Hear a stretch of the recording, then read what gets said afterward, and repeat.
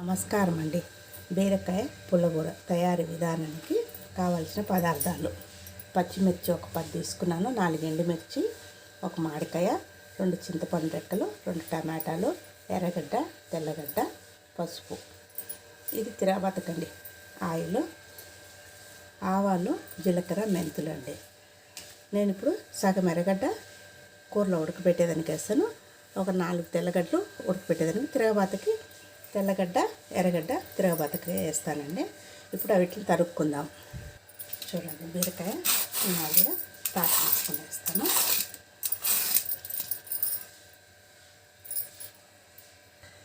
చూడండి, బీరకాయ ఈ మాదిరిగా ముందే కడిగానండి. మళ్ళీ నీళ్ళల్లో వేసేది ఎందుకనేసి తాట తీసేసి కడిగేసాను. ఇప్పుడు వీటిని తరుక్కునేద్దాం.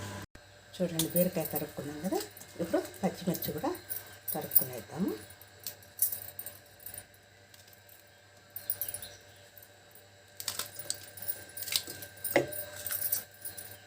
చూడండి, పచ్చిమిర్చి తరుక్కునేసినాను. పచ్చిమిర్చి ఎండుమిర్చి కూడా తరుక్కునేసి ఎండుమిర్చి ఇంచేసినాను రెండుగా. మామిడికాయ కూడా కోసుకునేద్దాం. ఇంకా టమాటా, చూడండి, టమాటా కూడా తరుక్కునేద్దాం.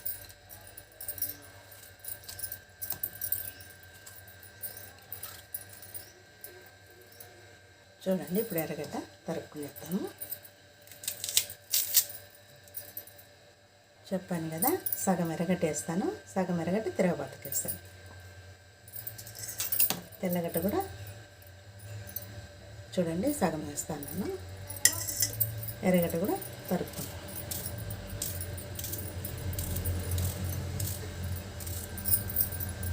చూడండి, చింతపండు కూడా వేసేద్దాము. పసుపు అంటే ఒక 1/2 టీ స్పూన్. చూడండి, ఒక 1/2 లీటర్ నీళ్ళు పోసుకుంటాను. ఒక 3 గ్లాసులు అనుకోండి, 3 గ్లాసులు వాటర్ పోసుకున్నాను. ఇంక ఇది పొయ్యి మీద పెట్టి ఉడకనిచ్చేద్దాము. చూడండి, పొయ్యి మీద పెట్టాను, స్టవ్ వెలిగిస్తాను. అదండి, మూత పెట్టుకొని ఉడకనిచ్చేద్దామండి.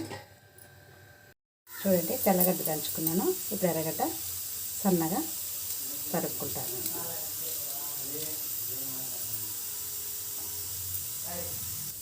అంతా దీంట్లో కొంచెం వేసుకొని మళ్ళీ నీళ్ళు ఉంచుతానండి. నీళ్ళు పక్కకు తీసుకున్నాం. చూడండి, నీళ్ళన్నీ ఉంచేసుకొని ఒక 2 బీరకాయలు ఏరుకున్నానండి. దీంట్లో ఇప్పుడు ఉప్పు వేసుకొని రుద్దుకుందాం.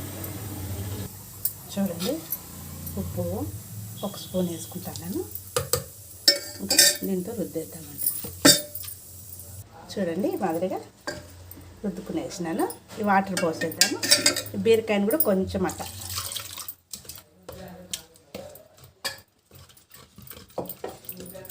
అంతే అండి. తిరగబాత పెట్టుకుందాం. ఇప్పుడు చూడండి, పెనం పెట్టుకున్నాను. ఇప్పుడు ఆయిల్ పోసుకుంటున్నాను.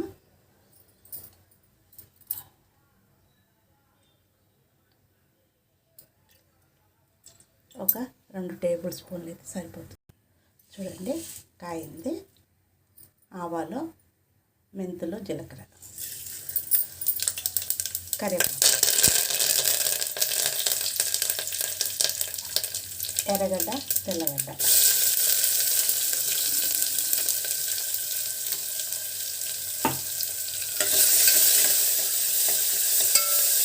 చూడండి, మాదిరిగా వేస్తే చాలు. ఇప్పుడు పుల్లగూర వేసుకునేద్దాం.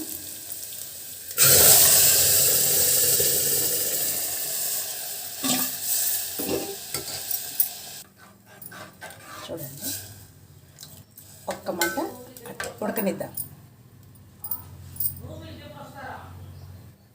చూడండి, అయిపోయింది. ఇంకా స్టవ్ ఆఫ్ చేసుకుందాం. గిన్నెలోకి తీసుకుందాము.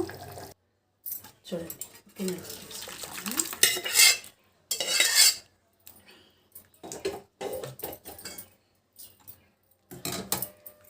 చూడండి, మీరు కూడా ఒకసారి ట్రై చేసి చూడండి.